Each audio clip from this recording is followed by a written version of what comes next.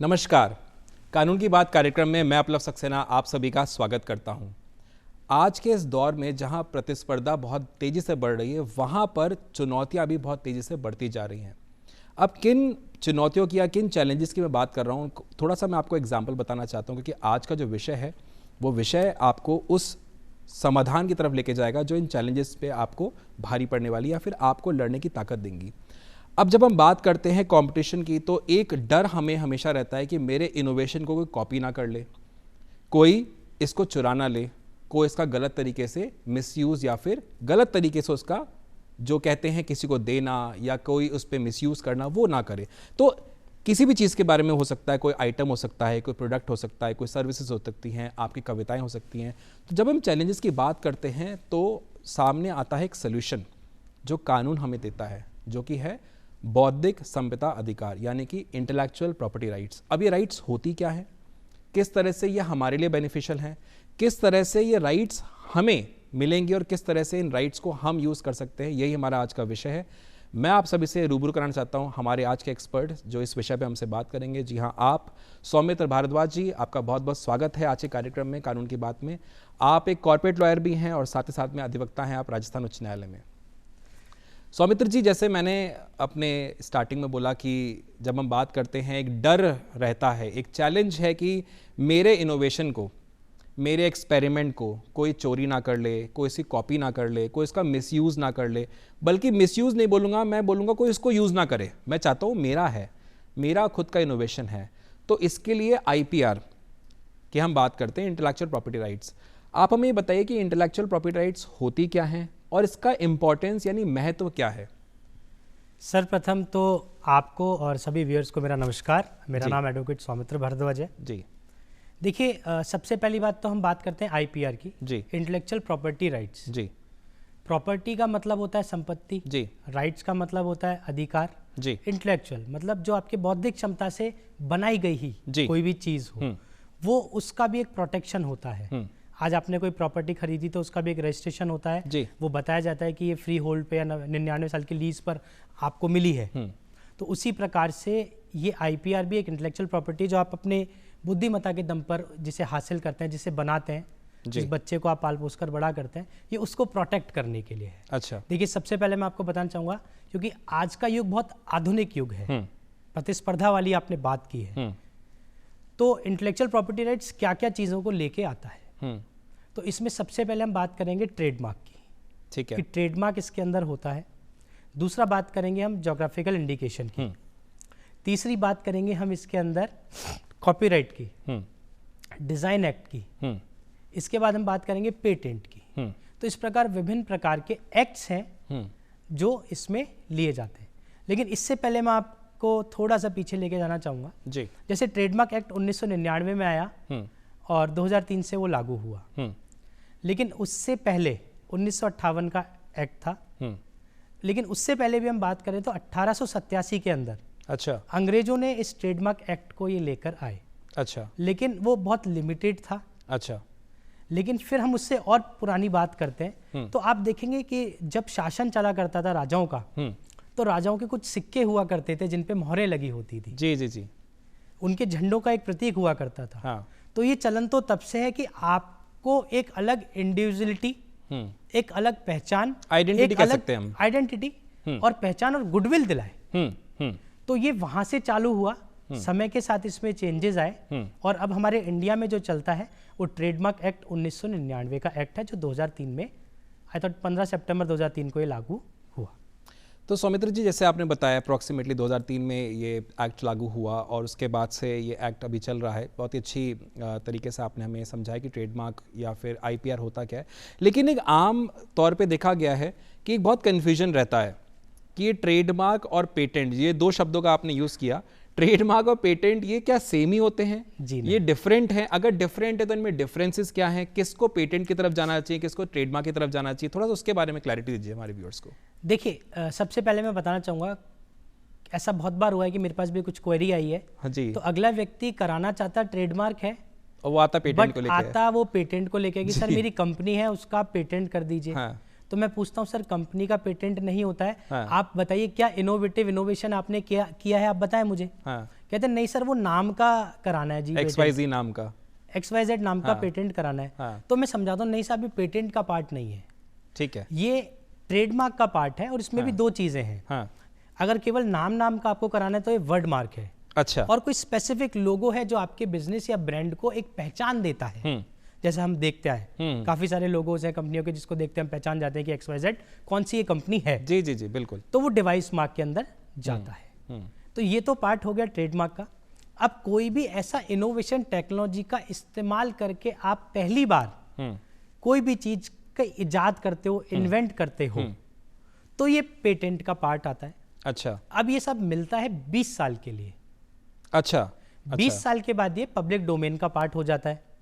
आप पेटेंट की बात कर रहे हैं? हाँ जी, मैं पेटेंट की बात कर रहा हूँ। तो 20 साल के लिए पेटेंट आपको मिलता है, उसके बाद पब्लिक डोमेन हो जाता है। उसके बाद कोई भी इसको यूज कर सकता है। ठीक है। इसके अधिकार जो मूल मालिक है उससे हटकर ये पब्लिक में चले जाते हैं। अच्छा जी। तो जैसे अभी हमें डिफरेंस पता चला कि वर्ड मार्क क्या है, ट्रेडमार्क क्या है। जब अगर आप चाहते हैं कि आपकी एक कोई कंपनी है या आप कोई अपना लोगो रजिस्टर कराना चाहते हैं तो वो पेटेंट में नहीं आएगा, वो आपको ट्रेडमार्क की तरफ जाना पड़ेगा। पेटेंट का मतलब है आपका इनोवेशन या आपका कोई एक यूनिकनेस प्रोडक्ट के अंदर हो सकता है या किसी सर्विस में हो सकता है जिसको आप चाहते हैं कि वो आप तक ही रहे, और उसके लिए आपको 20 ईयर्स का एक प्रावधान है, एक समय दिया जाता है, वो आप तक रहेगा। 20 ईयर्स के बाद बाय डिफॉल्ट वो पब्लिक डोमेन जहां पर टेक्निकल टर्म है, पब्लिक मतलब आम जन के लिए वो अवेलेबल होगा। आपके पास उसकी स्पेसिफिक राइट्स नहीं रहेंगी, पब्लिक में कोई भी उसको यूज कर सकता है। पब्लिक डोमेन का मतलब ये है। ये पेटेंट हुआ। पेटेंट, हाँ, पब्लिक डोमेन का ये पेटेंट का है। जब ट्रेडमार्क की आप जब बात कर रहे हैं तो थोड़ा ट्रेडमार्क के बारे में हमें थोड़ा डिटेल्स बताइए। ट्रेडमार्क कितने सालों तक के लिए होता है? जैसे आपने भी एक एग्जांपल दिया था प्रॉपर्टी का कि 99 साल की लीज के लिए होता है। क्या ट्रेडमार्क भी इतना लंबे समय के लिए होता है या कोई एक स्पेसिफिक समय है? और ट्रेडमार्क के लिए गाइडलाइंस क्या है? क्या हम सिर्फ लोगो पे ही ले सकते हैं, वाटरमार्क पे ही ले सकते हैं? उसके बारे में थोड़ा डिटेल बताइए प्लीज। देखिए, सबसे पहले तो मैं आपको बताना चाहूँगा जी कि ट्रेडमार्क में कुल 45 क्लासेस होती हैं। अच्छा। 1 से लेके 35 क्लास होती है गुड्स की। अच्छा। 35 से लेके 45 क्लास होती है सर्विसेज की। अच्छा। क्योंकि मैंने आपको बताया कि जैसे जैसे समय आगे बढ़ा, टेक्नोलॉजी बढ़ी, कॉम्पिटिटर्स बढ़े, सर्विसेज भी बढ़ी, तो हर व्यक्ति अपने राइट को प्रोटेक्ट करना चाहता है। बिल्कुल। तो आपने कोई भी गुड बनाया तो क्लास 1 से 34 के अंदर वो फॉल करेगा। ठीक है। 35 से लेके 45 में सर्विसेज आती हैं। ठीक है। जैसे फॉर एग्जांपल मैं लीगल सर्विसेज का अगर मैं बात करूं तो क्लास 45 में आती हैं। अच्छा। अगर मैं कपड़ों से संबंधित बात करूं तो क्लास 25 में आती हैं। अच्छा। अगर मैं बेडशीट से संबंधित बात करूं या थ्रेड से संबंधित बात करूं तो क्लास 24 में आती हैं। अच्छा। तो इस प्रकार से विभिन्न क्लास हैं। तो सबसे पहले तो आपको समझना पड़ेगा कि आपका जो भी प्रोडक्ट है आप किस क्लास में लेना चाहते हैं। ठीक है। उसके बाद मैं बताऊंगा। हालांकि 2014 के बाद से जब से डिजिटल युग ज़्यादा बढ़ा है तो इसका लोगों को बहुत ज़्यादा बेनिफिट मिलने लगा है। तो कहीं ना कहीं एक नुकसान रहा है कि लोगों ने आपके ब्रांड को कॉपी करना चालू कर दिया। तो एक अवेयरनेस आई। जब अवेयरनेस आई तो उस अवेयरनेस से लोगों ने ट्रेडमार्क अप्लाई करना चालू किया। अब इसमें आपको और 2 चीज़ें विशेष बताना चाहता हूँ कि जब ट्रेडमार्क अप्लाई करते हैं तो सबसे पहले होता है अप्लाई करते वक्त कि प्रपोज टू बी यूज्ड। अच्छा। कि आपको मिलेगा तो आप इस्तेमाल करेंगे। अच्छा। एक होता है यूजर डेट कि मैं कब से इस्तेमाल कर रहा हूँ। अब आप समझिए ये एक प्रॉपर्टी का टुकड़ा है। ठीक है। और सरकार ने कहा कि भाई यहाँ पे हम जमीन अलॉट कर रहे हैं, आप आवेदन कर दीजिए। ठीक है। आपने आवेदन कर दिया, सरकार को समझ में आया तो आपको दे दिया। पर आपने आवेदन करते वक्त कहा कि साहब इस प्रॉपर्टी पे मैं पिछले 10 साल से ऑलरेडी रह रहा हूँ। अच्छा। इसलिए मुझे ये मिलने का अधिकार अगले व्यक्ति से पहले है। मैं यूनिक भी हूँ। तो व्यक्ति अपने सभी bills as a evidence, registration हो, चाहे आपके पास शॉपैक का रजिस्ट्रेशन हो, आपकी कंपनी का रजिस्ट्रेशन हो, आपने डोमेन परचेज किया है, एज अ प्रूफ वो सबमिट करता है अंडर रूल 25। ठीक है। और वो प्रूफ देने के बाद में उस यूजर डेट को क्लेम करता है एफिडेविट में भरने के बाद में। अच्छा। एक एफिडेविट 100 रुपीज के स्टाम्प पे भरा जाता है कि मैं इस पर्टिकुलर डेट से, फॉर एग्जांपल 1 जनवरी 2020 से मैं इस कंपनी को रन कर रहा हूँ या इस फर्म को रन कर रहा हूँ या इस प्रोडक्ट को रन कर रहा हूँ, तो वो उससे मिला जाता है उस व्यक्ति को। ठीक है। तो ये 2 चीजें इसके अंदर हो गई। अब मैं बात करता हूँ ट्रेडमार्क में फीस की। बेसिकली क्या है, ट्रेडमार्क कौन कौन ले सकता है, उस हिसाब से फीसेस थोड़ी सी डिफरेंट है। ठीक है। अगर कोई इंडिविजुअल व्यक्ति जैसे आप या मैं, जिनके पास कोई फर्म या कोई कंपनी नहीं है, हम अप्लाई करते हैं तो इसकी गवर्नमेंट फीस 5000 रुपीज़ है। 5,000 रुपए हाँ गवर्नमेंट जी। फीस है। पर जब कोई भी अटॉर्नी जब इसको ऑनलाइन अप्लाई करता है तो इसमें 10% का डिस्काउंट होता है। अच्छा। इसलिए इसकी फीस 4500 रुपीज़ हो जाती है। ठीक है। अब उसी जगह पर अगर कोई प्राइवेट लिमिटेड कंपनी, कोई पार्टनरशिप फर्म, कोई एनजीओ, कोई ट्रस्ट अगर इसको अप्लाई करता है तो इसकी गवर्नमेंट फीस 10,000 है। अच्छा। और 10% डिस्काउंट ऑनलाइन फाइलिंग की वजह से 9,000 हो जाती है। ठीक है। अब आपने सुना होगा एमएसएमई के बारे में, उद्यम आधार के बारे में जी। तो यदि आप एमएसएमई होल्डर हैं, आपके पास सर्टिफिकेट है, तो सरकार आपको 50% का रिबेट देती है। तो 10,000 से। हाँ जी। अच्छा। तो यहाँ पर क्या होगा, जो प्राइवेट लिमिटेड प्रोप्राइटरशिप को छोड़ के partnership firm, LLP, trust, NGO जिनकी फीस 9,000 लग रही थी आफ्टर डिस्काउंट, उस पे भी उनको 50% का रिबेट मिल जाता है। अच्छा। तो इंडिविजुअल 4500 रुपीज़ आ रहा है। ठीक है। और वैसे ही सेम एमएसएमई सर्टिफिकेट यूज करने के बाद में आपको 4500 रुपीज़ ही पे करने हैं। ये एक बहुत अच्छी सरकार की नीति है। बिल्कुल। तो ये डिफरेंस देखिए, आपको नोट डाउन भी कर लेना है। अगर आप देख रहे हैं कि आप ट्रेडमार्क लेना चाहते हैं अपनी फर्म के लिए या इंडिविजुअली लेना चाहते हैं, तो देखिए यहाँ पर 3 चीज़ें इन्फॉर्मेशन आपको दी गई है, उसको थोड़ा सा ध्यान आपको देना है। अगर आपकी फर्म है और वो अगर एमएसएमई लघु उद्योग में रजिस्टर्ड है तो आपको 10,000 में 1,000 रुपीज़ का जो रिबेट मिलता है, रिबेट मिलने के बाद में 9,000 पे हाफ यानी 50% आपको पेमेंट देना है, जो कि 4,500 रुपये आपने हमें बताया वो आपको देना है। अगर आपके पास में प्राइवेट लिमिटेड कंपनी है तो ये 10,000 से 9,000 हो जाएगा, क्योंकि आपको 1,000 रिबेट मिलेगी।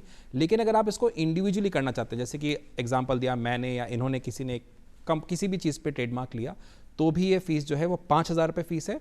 अगर आप अटॉर्नी के थ्रू अप्लाई करते हैं तो जैसे बताया कि 10% डिस्काउंट लगता है, तो वो अगेन 4,500 रुपीज़ की फीस लग जाती है। तो ये फीस स्ट्रक्चर है।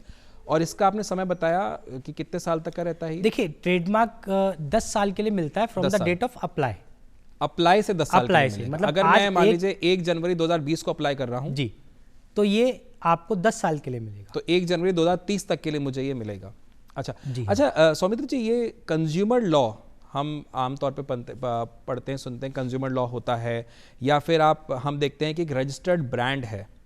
तो पहले तो मुझे कंज्यूमर लॉ के बारे में थोड़ा सा आप बताइए, और फिर ये रजिस्टर्ड ब्रांड मैं आपसे इसलिए पूछ रहा हूँ क्योंकि ट्रेडमार्क का आपने लिया तो इट मीन्स एक रजिस्टर्ड ब्रांड है।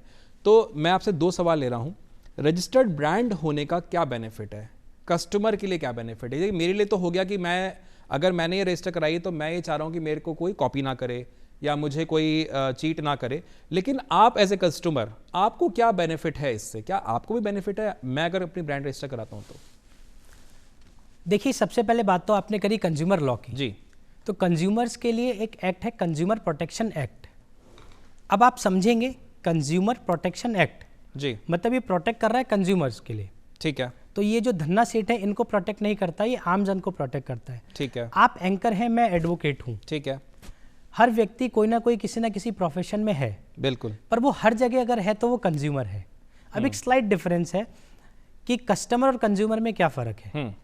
देखिए, मैंने कोई बाइक परचेज करी तो मैं उसका कस्टमर हूँ, मेरा बेटा अगर उस बाइक को चला रहा है तो वो उसका कंज्यूमर है। तो बहुत अच्छी डिफरेंस, देखिए ये बहुत अच्छी बात है, थोड़ा सा आपको नोट डाउन करनी है जी, क्योंकि यहाँ कन्फ्यूजन रहता है कस्टमर कौन है, कंज्यूमर कौन है, पेटेंट क्या है, ट्रेडमार्क क्या है। तो ये बहुत अच्छी बातें आ रही हैं जी, सॉरी। तो बेसिकली क्या है सर कि कंज्यूमर जब कोई चीज़ को यूज़ करता है तो उसकी कुछ कमियां भी निकल कर आती हैं। बिल्कुल आती हैं। तो उस कमियों के अंदर सुधार होना चाहिए। वो कहीं ना कहीं जो कंज्यूमर है अनफेयर ट्रेड प्रैक्टिस का तो शिकार नहीं है, पहली बात। या जो प्रोडक्ट मिला उस कंज्यूमर को उसमें कोई मैन्युफैक्चरिंग डिफेक्ट तो नहीं है। ठीक है। तो इन सबको प्रोटेक्ट करता है consumer law, consumer protection act. ठीक है। अब खास बात क्या है कि हम इसको कैसे रिलेट करेंगे आईपीआर के साथ जी। तो हम बात करते हैं ट्रेडमार्क की। ठीक है। आज हमने फॉर एग्जांपल डिजिटल प्लेटफॉर्म से ऑनलाइन कोई भी खाने की चीज़ ऑर्डर करी। ठीक है। अब आपके दिमाग में है कि ABC नाम का पनीर मिलता है जयपुर के किसी भी जगह पर। आप गए, घर पे बैठे हैं, आपने ऑनलाइन ऑर्डर किया। बट क्या हुआ कि उस व्यक्ति ने उस नाम को कॉपी कर रखा था। अब A नाम का वो ब्रांड है, जबकि B ने उसको रजिस्टर कर लिया। ठीक है। और रजिस्टर करके ऑनलाइन प्लेटफॉर्म पे आ गया और फिर आपने उससे ऑनलाइन ऑर्डर कर दिया। अब जब आपके पास आया तो पहली बात तो आपके दिमाग में क्या था कि मुझे उस एक का प्रोडक्ट चाहिए जी, तो वो एक उसका टेस्ट चाहिए, टेस्ट बिल्कुल, उसकी क्वालिटी चाहिए बिल्कुल, और you have paid the best to get the best sir. बिल्कुल। अब आपको पता चला कि बी वाला प्रोडक्ट आ गया, फॉर एग्जाम्पल सोया चाप ही आपने मंगवा ली।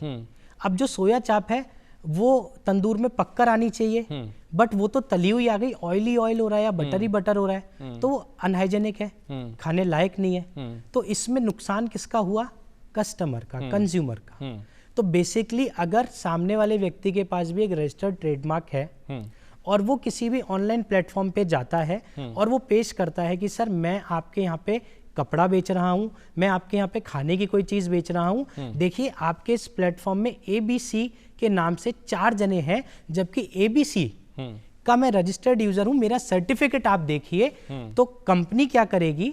उन 4 जो डिजिटल प्लेटफॉर्म प्रोवाइड करा रही है उनको रिमूव कर देगी और कस्टमर के पास जेन्युइन क्लाइंट ही, कंज्यूमर जो है जेन्युइन कंपनी के पास ही पहुंचेगा और अपना प्रोडक्ट लेगा।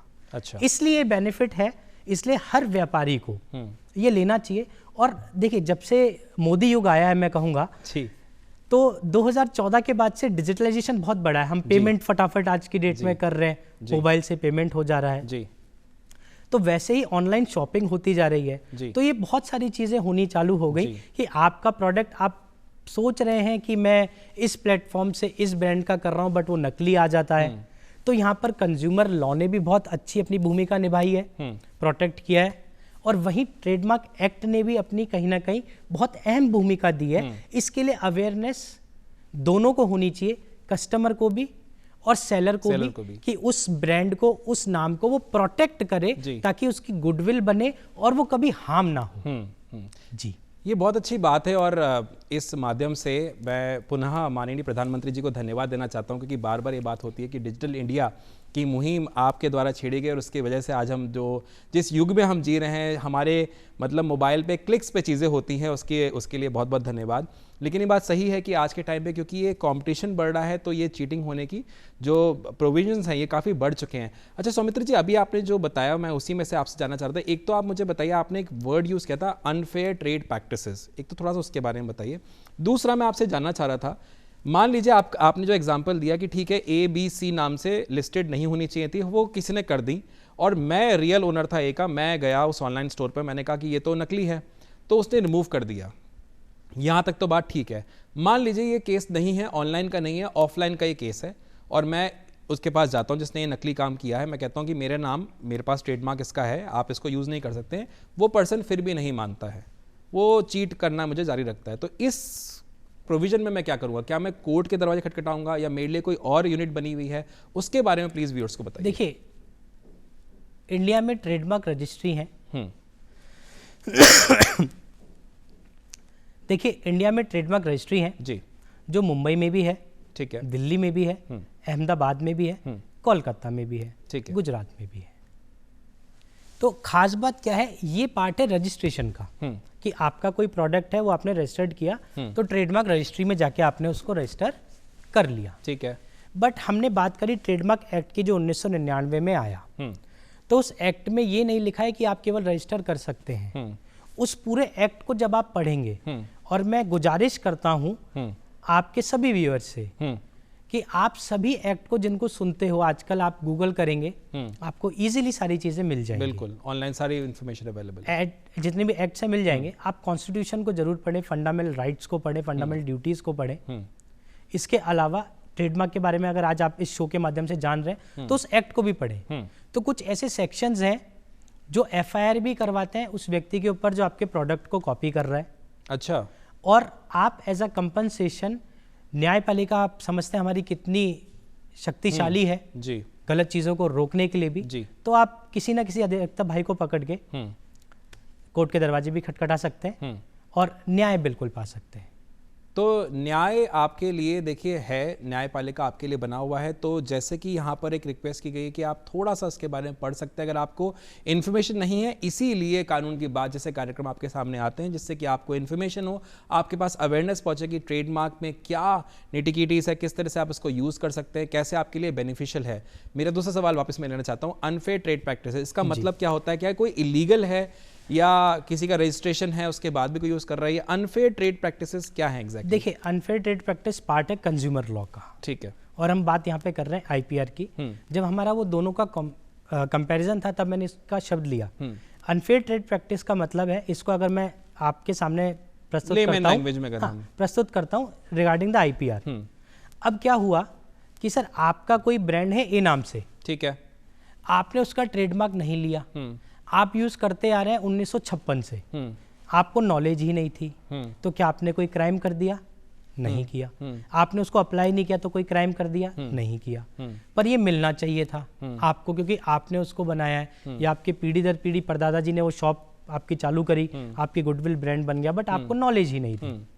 लेकिन मैं थोड़ा शातिर आदमी निकला, मुझे उसकी नॉलेज थी और मैंने उस नाम को प्रोटेक्ट कर लिया, ठीक है, कि मैं उसका मालिक नहीं हूं, तो भी मैंने उसको अप्लाई कर दिया और मैंने कुछ फर्जी और कूट दस्तावेज प्रस्तुत कर उसको अपने नाम हासिल कर लिया अगले 10 साल तक के लिए, और फिर मैं रिन्यू करा रहा हूँ। ठीक है।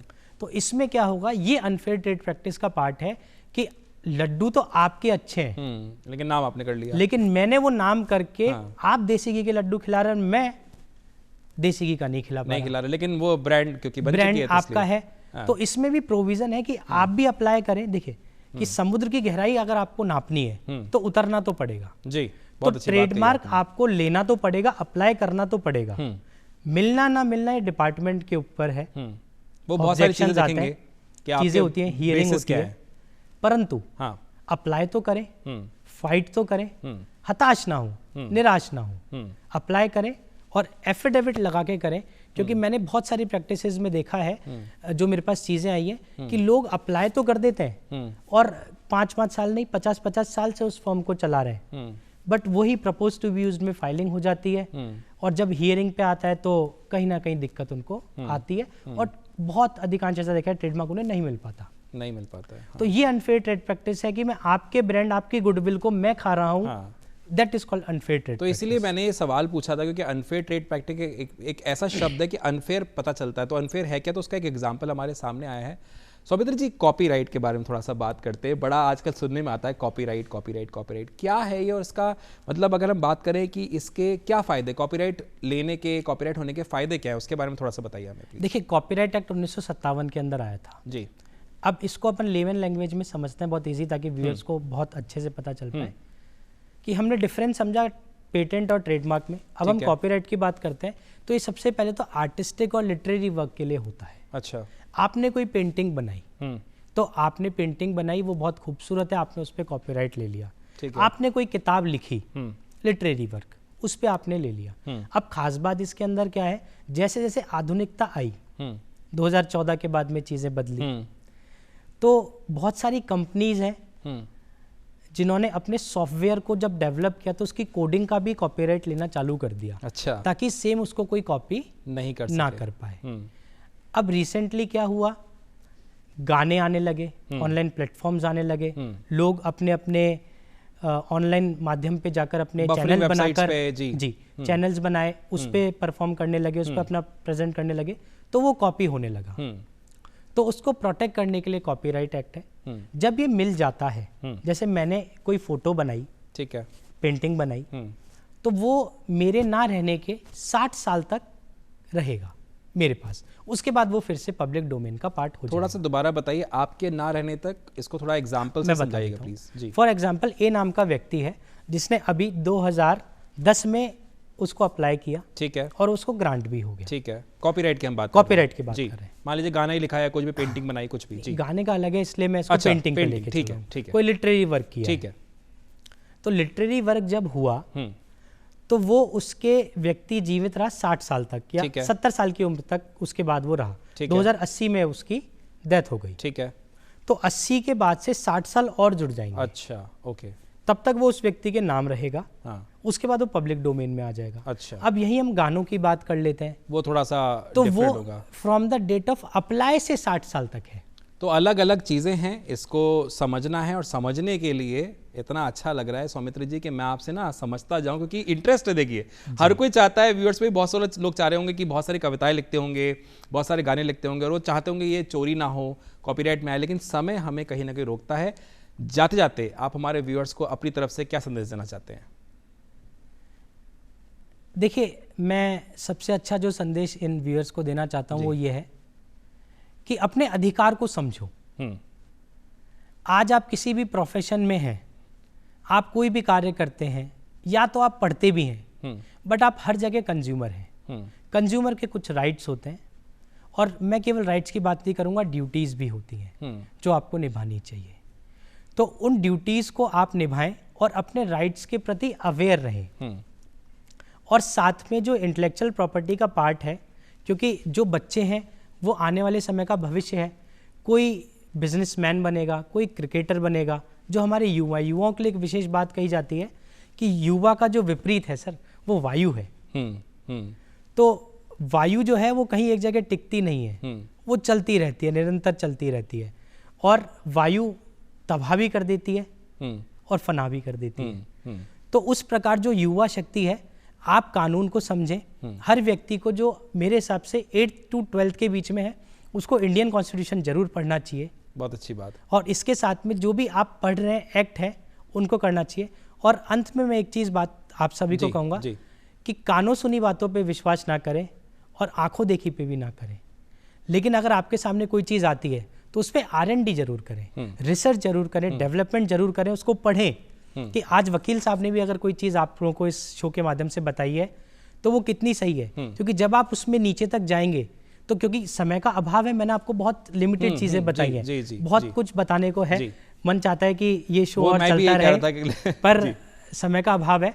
पर आप लोग पढ़ें, जागरूक बने, और प्लीज़ रेस्पेक्ट योर पेरेंट्स। मैं अंत में यही कहना चाहूँगा। बहुत बढ़िया बात। तो जागरूक रहना है, इसको सर्च करना है।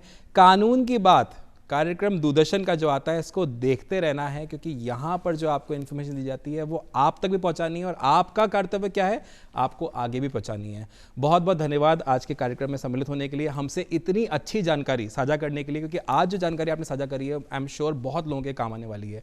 फिर मिलेंगे, आपके बीच में आएंगे एक और विषय के साथ में। तब तक अपना ध्यान रखें, कानून आपके साथ खड़ा है, इस विश्वास को अपने अंदर ऐसे ही बनाए रखें। नमस्कार, जय हिंद।